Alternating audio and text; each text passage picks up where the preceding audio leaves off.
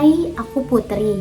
Di video kali ini, aku pengen sharing ke kalian tentang proses rekrutmen BPJS Kesehatan dari awal. Insya Allah info ini akan bermanfaat ya guys untuk kalian yang lagi berjuang untuk mendapat pekerjaan. Apalagi target kalian itu salah satunya adalah BPJS Kesehatan. Alhamdulillah, disclaimer ya guys, aku udah keterima di BPJS Kesehatan di salah satu daerah di Jawa Barat. Dan waktu awal aku dapat kabar bahwa BPJS Kesehatan ini membuka lamaran pekerjaan, aku langsung apply saat itu juga. Nah, aku waktu itu apply melalui websitenya Talentik. Nah, di sana karena sebelumnya itu aku udah pernah lamar-lamar juga di posisi yang lain, di perusahaan yang lain, sehingga aku udah punya CV di sana. Tinggal aku koreksi dikit-dikit, langsung aku apply di Talentik itu. Emang lumayan agak lama dan memerlukan kesabaran untuk ke proses berikutnya. Karena ternyata setelah aku masuk ke BPJS Kesehatan, mereka itu menghubungi kandidat sesuai dengan kebutuhan. Jadi misalnya di suatu daerah ternyata kurang nih pegawainya, maka mereka akan langsung mencari kandidat di si Talentik ini. Kurang lebihnya seperti itu. Setelah penantian panjang, 1 bulan penantian, tapi kita harus sabar karena kesabaran itu pasti berbuah manis gitu ya. Nah, di tanggal 7 Februari akhirnya aku dapat email kayak gini.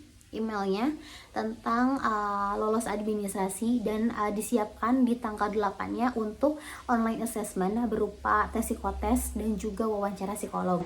Nah, untuk tes psikotesnya ini emang lumayan agak susah-susah gampang, cuman karena aku sebelumnya sering gagal di psikotes, jadi aku udah tahu polanya, jadi udah ngerti dan terus belajar berulang-ulang karena aku selalu gagal di sana. Tapi alhamdulillah di tes kali ini aku merasa aman-aman aja. Tanggal 9-nya itu kalau nggak salah langsung wawancara psikolog.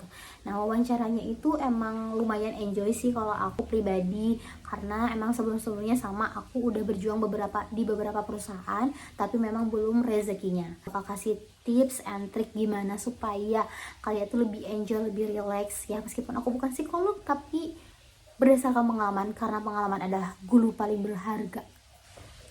Nah, jadi pada saat aku wawancara emang aku ada agak deg-degan, jadi minum yang banyak. Setelah aku minum yang banyak, aku latihan vokal, jadi A, I, U, E, O. Itu benar-benar penting banget karena bagi aku yang sering belibet itu tuh menolong banget. Karena ketika mulut kita ini kaku, pasti ketika kita ngomong di otak udah ada, tapi di mulut nggak keluar tuh bener-bener nyesek banget. Jadi kalau misalnya kalian sebelumnya udah latihan vokal A, I, U, E, O, terus kayak ngomong benar-benar di depan kaca, itu melenturkan si mulut kita ini. Jadi ketika kita berbicara itu kita udah lancar. Tips juga buat kalian untuk wawancara psikolog ini, dia akan bersama HR ya. Dia itu lebih ke personal kita. Tapi di highlight ya, tetap kalian harus cari tahu tentang perusahaannya. Karena siapa tahu si HRD-nya ini pasti akan nyelip-nyelipin nanya ke kalian. Meskipun ini adalah wawancara awal, tapi tetap persiapan itu harus tetap dipersiapkan. Tapi sepengalaman aku di wawancara psikolog ini lebih ke diri kita. Kalau aku sih selalu mengaitkan dengan pengalaman-pengalaman aku, karena menurut aku jawaban berdasarkan pengalaman itu lebih enjoy, lebih real gitu ya. Tapi tetap kalau misalnya kita mau menyampaikan, coba diringkas dengan bahasa yang bagus, yang sederhana dan mudah dimengerti.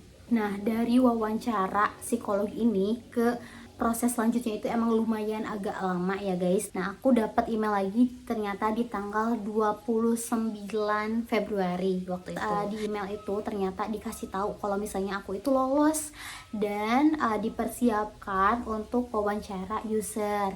Nah, aku tuh berpikir kalau misalnya wawancara yang kemarin aja udah Masya Allah, berarti sekarang harus lebih Masya Allah lagi gitu. Jadi aku terus mempersiapkan diri dengan cara cari tahu tentang BPJS Kesehatan, ada apa aja di dalamnya, programnya apa aja. Pokoknya aku seolah-olah mengerti lah tentang si BPJS ini gitu ya. Aku pokoknya pengen siap banget ketemu dengan para user itu. Nah, tibalah saatnya di tanggal 29 itu.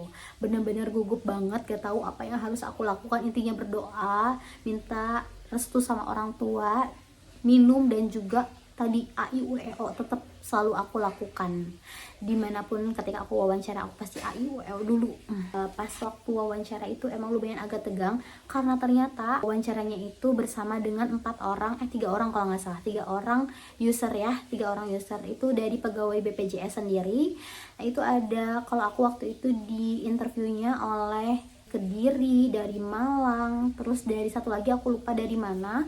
Itu wawancara aku, jadi nggak ada wawancara di tempat yang aku pilih. Jadi ketika kalian nanti melamar pekerjaan di BPJS, nanti di Talentik kalian bisa milih wilayah berapa yang pengen kalian lamar gitu. Nah di wilayah yang aku lamar ini nggak ada user yang wawancara aku pada saat itu. Nah, jangan lupakan kata-kata baik terima kasih. Nah, tips dari aku adalah kalau misalnya kalian ditanya apakah kalian siap ditempatkan di luar tempat kalian memilih tempat pada saat melamar misalnya. Nah, itu jawabannya jawab aja, jangan ragu. Iya, siap. Aku ditempatkan dimanapun, aku mau pokoknya. Karena aku pengen bekerja gitu. Itu tekad aku waktu awal aku melamar kerja di perusahaan manapun. Jadi kalau misalnya aku ditanya, kamu siap nggak ditempatin di mana aja? Siap, aku mau, aku tuh nggak apa-apa. Ya udah, tunjukin semangat kalian, terus benar-benar tunjukin emang kalian tuh mau banget kerja di BPJS. Karena waktu itu aku emang bener-bener se-excited itu. Untuk wawancara user ini pasti lebih difokuskan lagi ke BPJS-nya. Kalau tadi kan untuk wawancara psikolog lebih ke diri sendiri, tapi kalau untuk user itu lebih ke pengetahuan kita tentang si BPJS ini, tentang gimana cara kita ngehandle si permasalahan kalau kita udah diterima di sana. Selesai wawancara itu emang lumayan agak lega, tapi jangan terlalu dipikirin banget. Udah lebih baik diserahkan kepada Allah, berdoa, karena kan kita udah usaha juga ya guys. Nah setelah wawancara itu aku dapet WA dari salah satu SDM di BPJS Kesehatan tempat aku melamar. Disclaimer, sebelumnya aku dinyatakan lolos dari interview user yang kemarin. Nah pada saat itu aku dikasih tahu untuk memeriksa kembali file di Google Drive yang sebelumnya itu aku udah upload gitu ya guys. Benar-benar dipastiin oleh mereka apa aja yang harus ada di Google Drive tersebut. Nah selanjutnya aku dihubungin lagi melalui email. Nah di email tersebut itu ternyata aku awalnya dijadwalkan di tanggal 11 untuk offering, tapi diundur jadi tanggal 14. Nah alhamdulillah di tanggal 14 itu aku udah tanda tangan kontrak kerja. Sebetulnya sebelum kalian tanda tangan kontrak, kalau aku waktu itu lebih ke pembekalan dulu, apa-apa aja semuanya dikenalin, segala bidang dikenalkan, lalu terakhir kita dikasih posisi, ternyata kamu posisinya apa. Bagi kalian yang emang ternyata udah sampai offering terus posisi kalian nggak sesuai dengan apa yang kalian harapkan, menurut aku jalanin aja, karena siapa tahu yang nggak sesuai dengan passion itu bisa jadi kelebihan kamu di masa depan. Kamu bisa jadi punya banyak kelebihan, punya banyak keterampilan, punya banyak kebisaan gitu ya. Kalau misalnya kamu di perusahaan yang lain, misalnya suatu saat nanti udah pindah perusahaan, kamu jadi punya banyak skill deh. Jadi jangan sampai disesali, tapi dijalanin. Karena banyak dari teman-teman aku yang ketika menjalani awalnya itu kayak aduh gitu ya, tapi setelah jalanin mereka enjoy dan happy gitu. Pokoknya kalian harus tetap percaya diri, tunjukin kalau kalian itu emang sepengen itu.